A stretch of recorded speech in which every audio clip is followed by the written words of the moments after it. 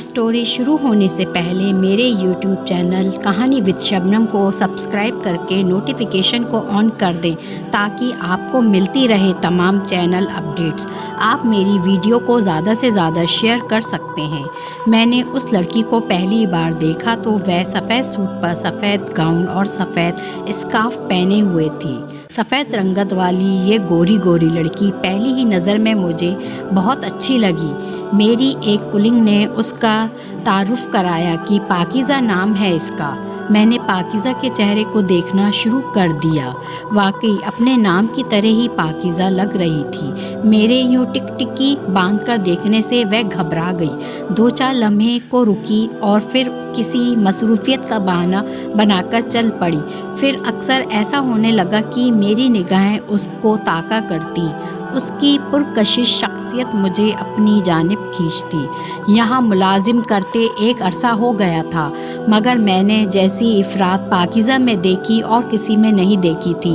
एक बात अजीब थी कि उसे सफ़ेद रंग गैर मामूली हद तक पसंद था। जब भी नया सूट सिलवाती वह सफ़ेद ही होता, वह रेशमी हो या सूती। यहाँ तक कि जूता भी सफ़ेद पहनती थी। कहीं ये इंतहा पसंद तो नहीं है, ये जांचने के लिए मैंने उसे भतीजे की सालगिरह और उसके कुछ दिनों बाद अपनी बहन की शादी पर बुलाया। वह तब भी सफ़ेद पोशाक में आई। मुझे पता चल गया कि पार्टी हो, पिकनिक हो या कोई फंक्शन हो, उसे उसके महबूब रंग से कोई जुदा नहीं कर सकता। मैं ये सोचने पर मजबूर हो गई कि पाकीज़ा आखिर कोई दूसरा रंग क्यों नहीं पहनती। क्या उसे रंगों से चिढ़ है या नफ़रत है? मगर वह ऐसी बिल्कुल ना थी।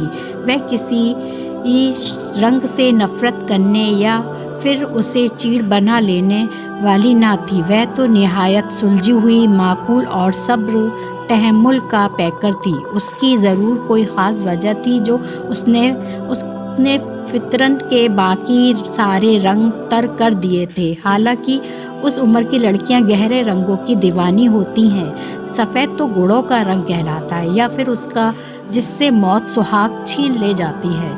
क्या उसका दिल मर गया है या किसी शौक बूझ को नहीं चाहता? ये एक ऐसा सवाल था जिसने मुझे हमा वक्त उलझन में मुब्तला कर रखा था। पाकीज़ा नाम की थी भी उस पर खूब जचती थी। ये क्या जादू है, ये राज ज़रूर मालूम करके रहूँगी। बस इसी राज को मालूम करने को मैंने उससे दोस्ती का पुख्ता इरादा कर लिया। हालांकि पाकीज़ा से दोस्ती कोई आसान काम ना था। वह बहुत ज़्यादा अलग थलग रहने वाली लड़की थी। वह कई बरस वतन से दूर गुजार कर आई थी। बहाने बहाने से उसकी सीट की तरफ मैं जाने लगी। ओहदे में सीनियर थी और उसे दफ्तरी आमूर की वजह से मेरे पास आना चाहिए था, मगर मैं फिर भी अपने मनसब का लिहाज किए बगैर खुद उठकर उसके पास चली जाती और उसको वह बातें समझाती जो उसे ही मुझसे आकर समझनी लाजिम थी। इस इखलाक और मेहरबानियों के बाइस बिला फिर वह मेरी गर्बिता हो गई। उसकी मुझसे दोस्ती हो गई। तभी एक दिन जबकि वह मेरे घर आई हुई थी, पाकीज़ा ने मेरे कहने पर मुझे अपनी सारी कहानी सुना दी। वह मुझे आपी भी कहती थी। उसने कहा, मुझे नहीं मालूम आपी ये इश्क था कि वहशत थी। इस सारे जहां में मेरी ख्वाहिशें क्यों बेईमान हो गई। असल बात यह है, मिलता तो वही है जो इंसान के नसीब में लिखा होता है। मुझे आज तक वह शाम नहीं भूलती जब मैं और शिराज समंदर के किनारे बने एक रेस्टोरेंट में बैठे थे। वह किसी सोच में गुम था, लेकिन यूँ लगता था जैसे सोच में भी वह कोई गज़ल गुनगुना रहा हो। माजी का जिक्र करते करते वह माजी की दुनिया में खो गई।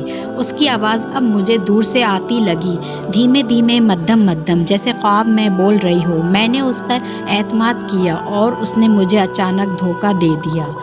उस शाम जब शिराज ने मुझे बीच रेस्टोरेंट पर बुलाया तो बाहर की रुत खून की नमकीन चादर ओढ़े हमारे चारों तरफ फैली थी और सूरज नारंगी रंग में डूबा आहिस्ता आहिस्ता समंदर में गिरता जा रहा था। शिराज ने अपनी सोच का पर्दा तोड़ते हुए कहा था, पाकीज़ा आज भी तुम ठीक टाइम पर आ गई हो।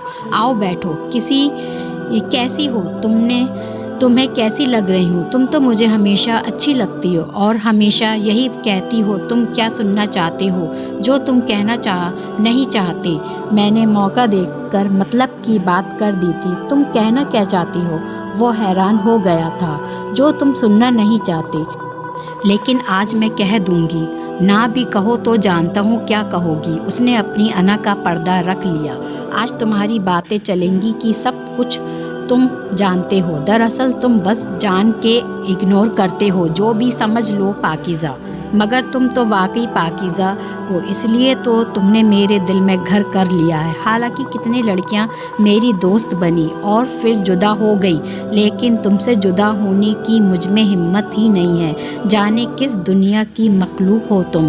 شیراز، تم جو بھی سمجھ لو، لیکن میں تم سے صرف اتنا پوچھنا چاہتی ہوں کہ کچھ بدلی سی لگ رہی ہو۔ آج کیا آئینہ دیکھا ہے؟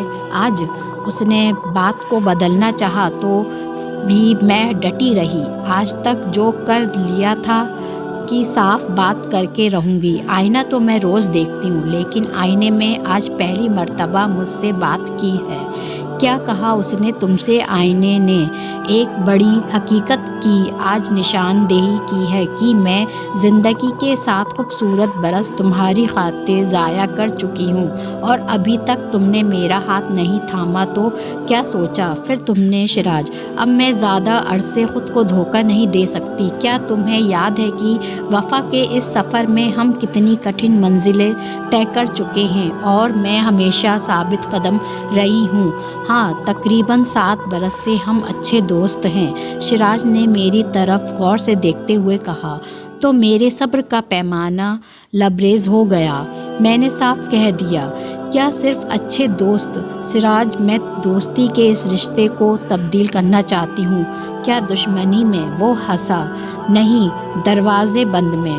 شیراز، میں کبھی تمہاری طرح غلط نہیں سوچتی۔ کیا تم میرے بارے میں سنجیدہ نہیں ہو سکتے؟ اتنی مدت کے بعد بھی اب تو سنجیدہ ہو جاؤ پلیز۔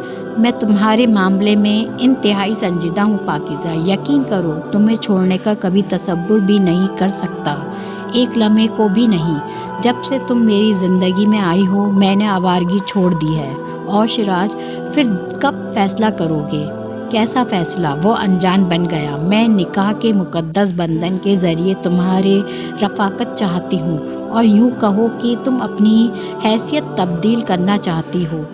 حالانکہ محبت کا اس سے کوئی تعلق نہیں ہوتا، بات ایک ہی ہے جس انداز میں کہو شیراز، لیکن ہم مغرب میں رہ کر بھی مشرق ہی رہیں گے۔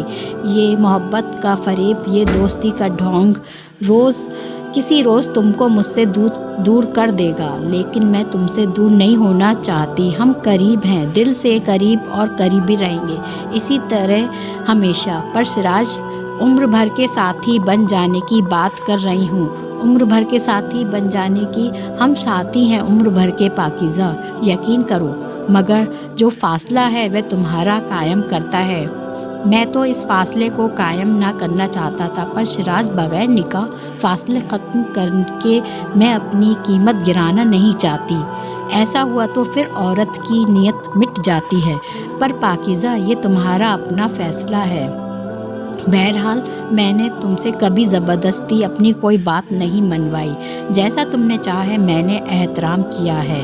ہاں شیراز، تو تبھی تو مجھے تم پر اعتبار آ گیا ہے، تمہاری محبت کا، اور اب میں سارے فاصلے مٹا دینا چاہتی ہوں، مگر ایک جائز رشتے میں بن جانے کے بعد۔ لیکن میں فاصلے کم کر کے تمہاری قیمت نہیں گرانا چاہتا پاکیزہ، اس کے لیے مجھے اور لڑکیاں بہت ہیں۔ کیا مطلب؟ شیراز، تمہارے ساتھ ایک پاکیزگی کا تصور وابستہ ہو گیا ہے، اس لیے کہ تم اتنی پرکشش، اتنی مختلف، اور دوسری لڑکیوں اور ان کی دوستی سے میں تم کو ہمیشہ ایک حاصل قیمتی شے کی حیثیت سے دیکھتا ہوں، اور میری تم سے محبت اور وفا کا ثبوت یہ ہے کہ میں نے ابھی تک شادی کسی سے نہیں کی۔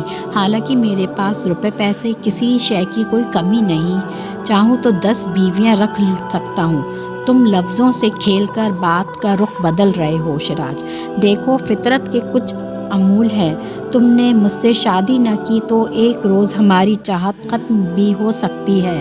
میں نے بڑی صاف گوئی سے کام لیا۔ ایک اچھی دوست اچھی بیوی نہیں بن سکتی۔ دیکھو، مجھے بیوی کی نہیں ایک محبوبہ کی ضرورت ہے، پاکیزہ کے چاہنے اور چاہے جانے کی خواہش پوری ہو سکے۔ کیا بیوی کے روپ میں تم کو نہیں پا سکتی شیراز؟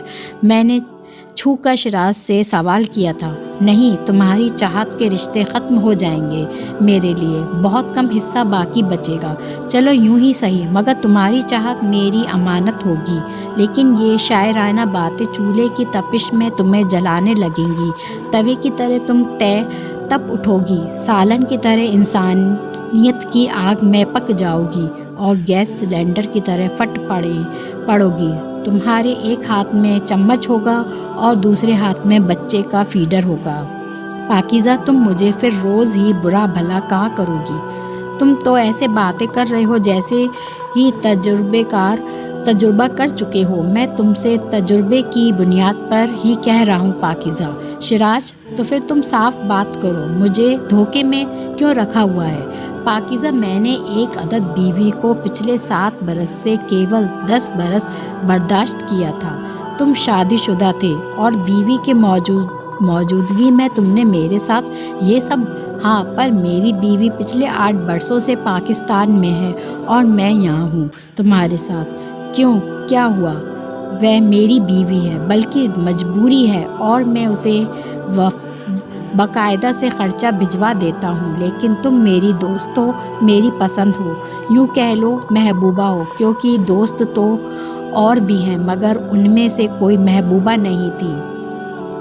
بیوقوف لڑکی، شوکیس میں رکھی گڑیا اس وقت تک خوبصورت لگتی ہے جب تک ہم اسے خرید نہ لیں۔ خریدنے کے بعد بھی وہ اچھی لگتی ہے، لیکن کچھ لمحوں کے لیے، چند دن کے بعد جب گڑیا سے جی بھر جاتا ہے تو ہم اسے گھر کے ایک کونے میں ڈال کر بھول جاتے ہیں۔ شیراز، عورت ایک بے جان گڑیا نہیں ہے کہ جب جی چاہا استعمال کیا اور جب جی چاہا پھینک دیا۔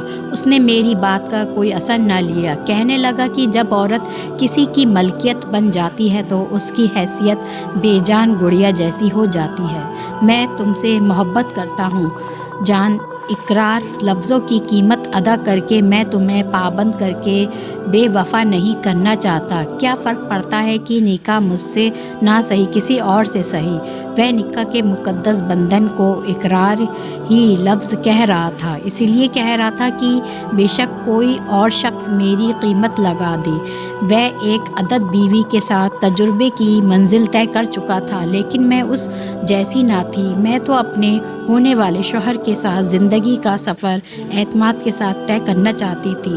شادی نہ کرنے کی وجہ سے تم مجھ سے روٹھ جاؤ گی، کوئی بات نہیں، پھر بھی ہم اچھے دوست رہیں گے۔ ایسا نہیں ہوگا، ایسا ممکن نہیں ہے۔ مگر میں نے کسی اور سے شادی کر لی تو تمہاری دوستی سے میں دستبردار ہو جاؤں گی، اس لیے کہ شاید میرا شوہر تمہاری بیوی کی طرح معصوم، بے ضمیر اور مجبور نہ ہوگا، اور میں بھی تمہاری طرح دھوکے باز نہیں ہوں۔ میں اپنے شوہر سے دھوکہ کر کے تمہارے ساتھ دوستی برقرار رکھوں، یہ ہماری ملاقات کا جیسے آخری دن ہو۔ میں وہاں سے اٹھ کر بغیر اسے خدا حافظ کہے ریسٹورنٹ سے نکل آئی تھی، یہ سوچ کر کہ اس کی یادوں سے بلا پھر پیچھا چھڑا لوں گی۔ ایک نئی زندگی کی طرف قدم بڑھانے کے بعد اب میں نے گھر بسانے کا تیار کر لیا تھا۔ آئینہ جھوٹ نہیں بولتا، میری عمر نکلی جا رہی تھی۔ ایک سوال البتہ مجھے پریشان کر رہا تھا کہ کیا میں نے واقعی شیراز سے محبت کی تھی بے جلس، یا کہ اس محبت کے پردے میں میری خود غرضی تھی شامل تھی؟ اس کے ساتھ شادی کی آرزو یہ خود غرضی تھی یا کہ فکری خواہش؟ میں پہچان نہ سکی۔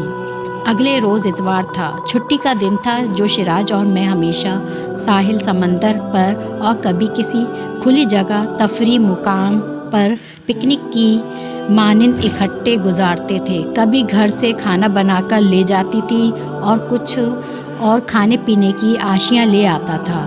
آج اس کی کتنی کمی مجھے محسوس ہو رہی تھی۔ دل میں درد سا ہوا، کام پر لگے تھے جیسے ابھی دستک ہوگی اور وہ مجھے لینے آ جائے گا، لیکن میں تو اس شام سارے رشتے اور بندھن توڑ آئی تھی، دوستی کے تعلق کو خیر آباد کہہ دیا تھا کہ اچانک دروازے پر دستک ہوئی، اور پھر جب میں نے دروازہ کھولا تو وہ سفید گلاب لیے سامنے کھڑا تھا۔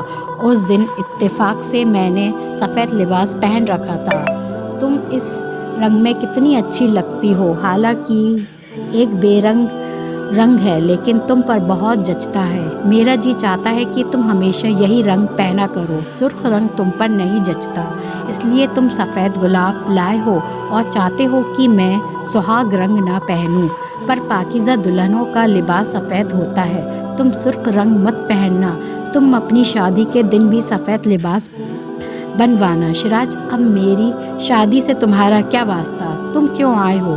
جبکہ جملہ میرے لبوں پر ادھورا رہ گیا۔ تم کو خدا حافظ کہنے، کیونکہ تم نے مجھے جاتے ہوئے اس روز خدا حافظ بھی نہیں کہا تھا۔ اسی ہفتے پاکستان جا رہا ہوں، میں نے سوچا کہ خدا حافظ کہتا جاؤں۔ خدا حافظ، میں نے یہ کہہ کر دروازہ بند کر دیا، اسے اندر آنے کو بھی نہیں کہا۔ وہ سفید گلاب ہاتھ میں لیے واپس چلا گیا۔ میں نے بالکنی سے اسے جھانکا، وہ بہت ٹوٹا ہوا تھا اور اداس لگ رہا تھا، نہ جانے کیا کہنے آیا تھا، اور میں نے اس کی پوری بات بھی نہ سنی تھی۔ تمام رات نہ سو سکی، روتی رہی۔ 2 دن بعد اس نے مجھے فون کیا، تم فوراً پاکستان پہنچو، میں وہاں تم سے شادی کروں گا اور گھر والوں کو شامل کر کے ہم شادی کریں گے۔ اب تو خوش ہونا۔ اس ایک کال سے میں کھل اٹھی، بھول گئی کہ اس کی بیوی بھی ہے، بچہ بھی ہے، ان کے بارے میں نے سوچا ہی نہیں۔ جلدی تیاری کی، ملازمت سے استعفیٰ دیا اور پاکستان چلی آئی۔ پھر تم نے شیراز سے شادی کی؟ میں نے بےتابی سے پاکیزہ سے سوال کیا۔ نہیں، اس نے ٹھنڈی آہ لی، وہ خوشی میرے نصیب میں نہ تھی۔ جس روز وہ شادی کا سندیش لے کر ہمارے گھر آ رہا تھا، راستے میں ایک منحوس لمحے ٹریفک کے حادثے میں اسے نگل لیا۔ تبھی سے میں نے سفید رنگ کے لباس کو اپنا مقدر بنا لیا ہے، کیونکہ اس روز بھی میں سفید لباس پہنے اس کی آمد کا انتظار کر رہی تھی۔ یہ کہہ کر اس نے اپنے آنسو پوچھے اور میں سوچتی رہ گئی کہ مقدر شاید اسی کو کہتے ہیں کہ کچھ لوگ تو نہ چاہتے ہوئے بھی مل جاتے ہیں، اور کچھ چاہنے کے باوجود مل کر بھی نہیں مل پاتے۔ پاکیزہ ہمارے ساتھ آفس میں آج بھی کام کرتی ہے، اس نے کبھی شادی نہیں کی، وہ آج بھی پاکیزہ ہے۔